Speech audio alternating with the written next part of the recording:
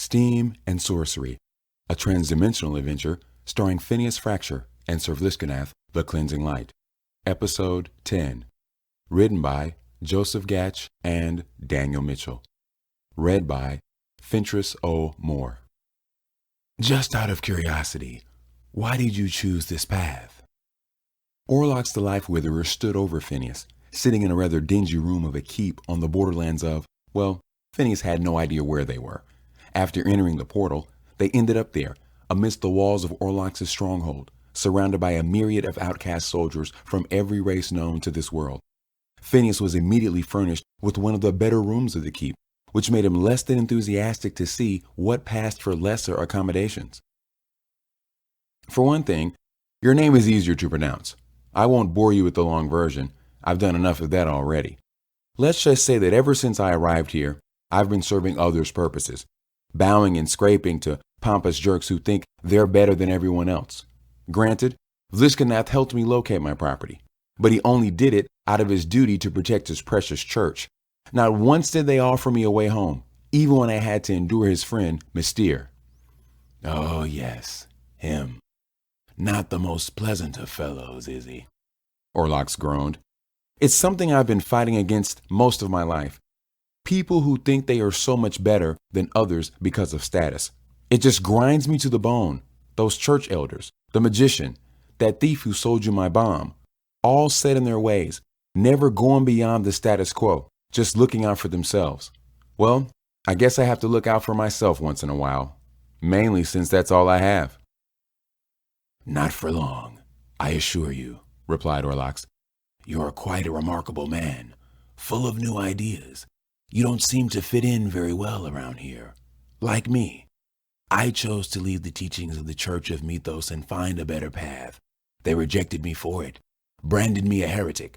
Orlox chuckled under his breath as he paced around the room, exiling me and still hunting me down wherever I go. Those old fools have become stagnant in their ways. It is time to bring a new way to the people, break their shackles, and free their minds. Yet Vlishginath would call you evil, Phineas dared to put out. Evil? Yes, by his definition. Anything that goes against the church is evil in their minds. The dead god gave me the name Life Witherer to instill fear in the hearts of the people. I found that it is appropriate, more so that it refers to myself. My life was withered greatly in my pursuit of a better way, with new ideas. Orlox stopped and cocked his head to the side. Speaking of new ideas, I have something to show you. A project that I've been working on with the assistance of Regulac. We have hit something of a snag, and you just might be the person to help us. Follow me.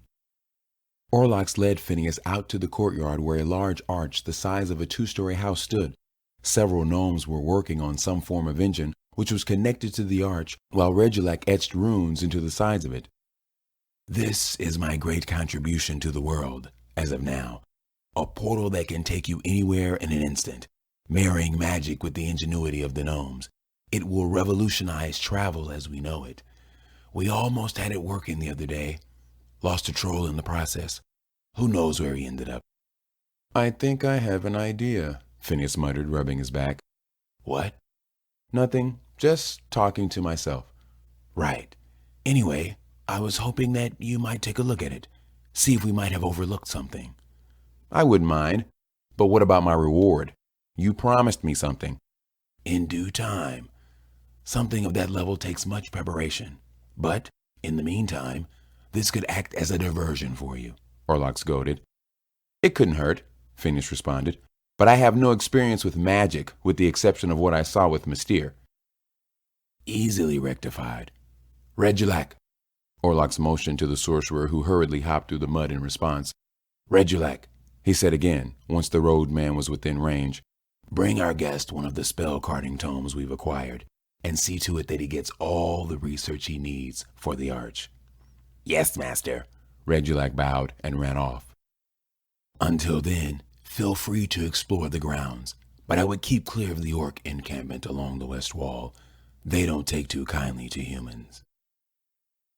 Well into the night, Phineas pored over the schematics of the arch along with the tomes provided by Regulac. It took some work, but eventually Phineas was able to decipher the archaic scribblings in the books. Spells were a thing of fiction in his world, fairy tales to pacify children at bedtime, but in this world, they made absolute sense, and for the most part, he understood that now. Just as he could look at anything mechanical and pull it apart to figure out how it works, he did the same with the writings in the book. The more involved spells were still out of his league, but the novice incantations he picked up readily. Closing the book that he was reading, he took a deep breath, closed his eyes, made a simple motion with his hand, and flicked his wrist. He felt a warmth come over him and opened his eyes. Within the palm of his hand, a small ball of fire floated, not burning him, but comfortable, as if it were an extension of his being. Phineas arched an eyebrow and smiled. "Eureka," he said to himself. "I do believe I have it." Striding swiftly down the dark streets, his cape flapping wildly behind him, Vlishginath shook his head and sighed. "Frakture, you fool." It was just as he was rounding a corner, however, that he nearly collided with someone, the young gentleman pivoting and sidestepping him just in time. His eyes going wide, Vlishginath held out a hand, taking an apologetic tone at first until realizing who it was. "My apologies, sir. I didn't see you coming from around the—" "Roderick?" His eyebrows furrowed. Roderick frowned unhappily, straightening his attire out and inspecting it as if it had somehow become sullied from his near collision with the church knight. "Do watch where you're going, won't you? This is twice now you've soured my mood today. Where's your ill-tempered sidekick? Shouldn't he be hobbling after you?" As he spoke, Roderick secured his belongings and glanced around, as if he half suspected Phineas would run up and try to take them. Vlishginath let out another frustrated sigh. "I'm afraid not.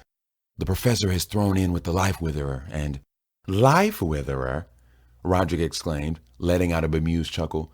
"What sort of ridiculous name is that?" "The Life Witherer is not to be taken lightly," Vlishginath replied, keeping a calm tone. "By inadvertently selling him Frakture's device, you very well may have doomed the Western Kingdoms. I must get back to Ascension as quickly as possible to warn the High Priest and rally our defenses." Tilting his head slowly, Roderick looked Vlishginath up and down for a moment. "I'll be damned. You're serious, aren't you?" Reaching up, Vlishginath carefully removed his helmet, being sure to look Roderick in the eyes and causing the thief to shift slightly in discomfort at the notion of his words. "If Ascension falls, it will be your name people whisper when they talk of the day that darkness descended upon the Western Kingdoms." For several long moments, neither one of them spoke, Roderick continuing to meet Vlishginath's cold gaze as if testing him to see how firm the church knight's resolve was. Eventually, with a begrudging sigh, Roderick reached up and rubbed his temples with his right thumb and index finger. "Come with me. We've got to get you back, and the journey would take months by conventional methods. But I want your assurance." And as he trailed off, Roderick pointed a finger at Vlishginath's chest. "That when this is all said and done, I am fully acquitted of any responsibility and given a full pardon." Half chuckling, half sighing, Vlishginath shook his head. "Why is it your help always seems to have those terms tacked on at the end?" Scoffing, Roderick drew himself up indignantly. "I've no idea what you're talking about. Follow me, then." That said, the two made their way back through town until they reached the front gates.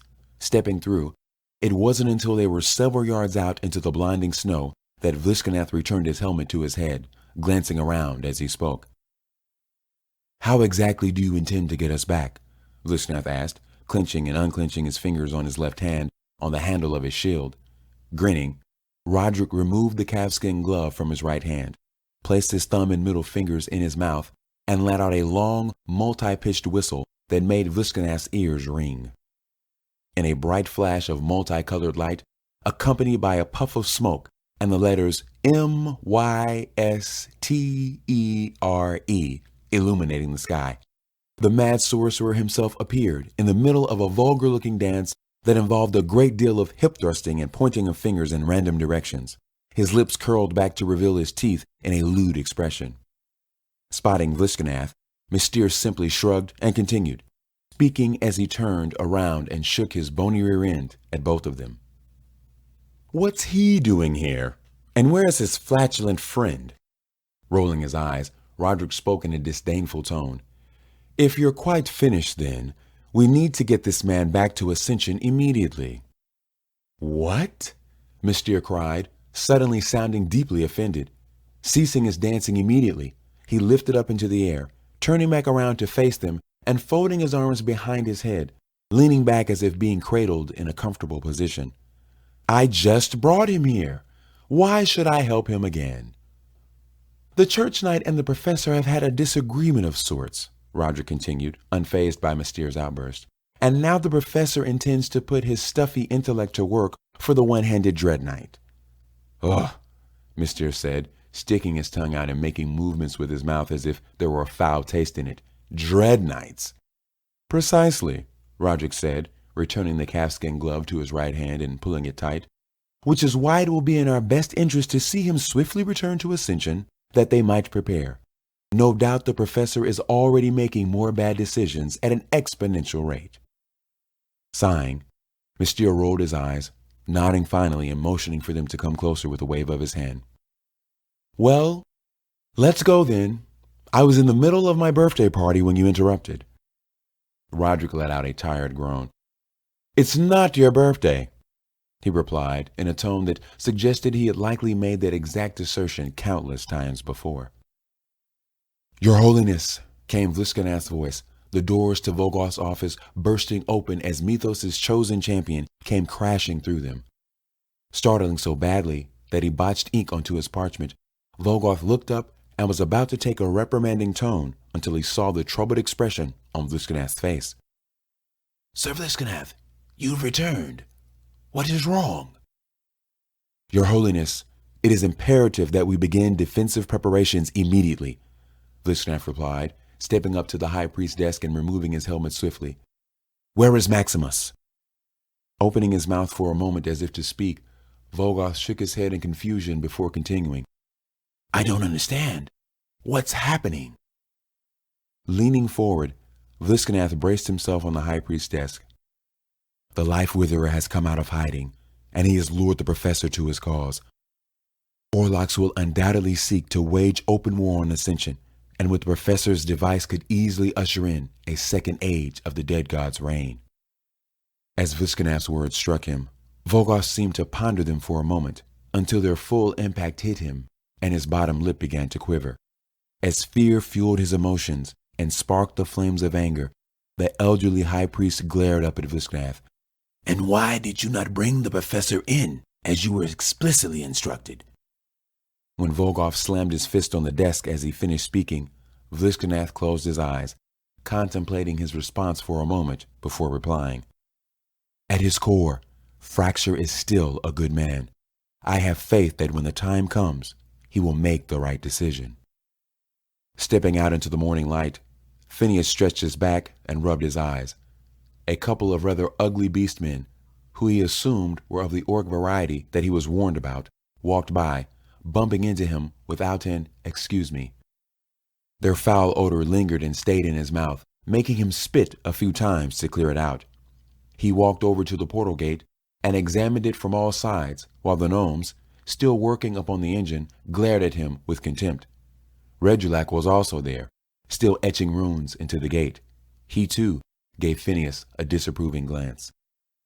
There's your problem, Phineas said, pointing to a rune near the top. Regulac scoffed, but immediately choked it back as Phineas muttered a few words in the arcane tongue and levitated without the use of his kicker boots to the point he mentioned. He held his hand to the cold metal, which began to glow. When he removed it, the symbol had changed to another. Phineas then dropped back to the ground and moved to the engine. Make room, Shorty, he said, nudging a gnome over. He rummaged through the open casing, tossed out a few components, replaced them with others, and then slammed the lid closed. With a smug look, Phineas flipped a switch, bringing the engine to life. The portal began to glow and spark until the interior shimmered a deep crimson hue. Voila, he said with a flourish of his hand. A horn suddenly sounded from somewhere within the keep, and the soldiers quickly and efficiently gathered in ranks in front of the portal. Phineas looked around with curiosity until Orlok strode out onto the grounds in full armor. The man was impressive, almost as much as the church knight was. When he reached the portal, he placed a gauntleted hand on Phineas's shoulder. "Impressive work," he said proudly. "Where to now?" Phineas queried. "Now, we strike at the heart of Ascension and lay waste to the False Father's cathedral." "In that case, your army seems to be lacking a bit." Phineas walked over to a pile of metal parts left over from the engine. He stretched out his hands and closed his eyes. The pile began to shudder, sending the gnomes running for cover. With extreme effort, the parts began to swirl and coalesce into a large automaton with glowing red eyes. Larger than the trolls within the ranks, it let out a metal roar and stomped into line. Orlok smiled wickedly as he donned his helm and drew his sword. With a flourish, he waved it in the air, signaling their departure.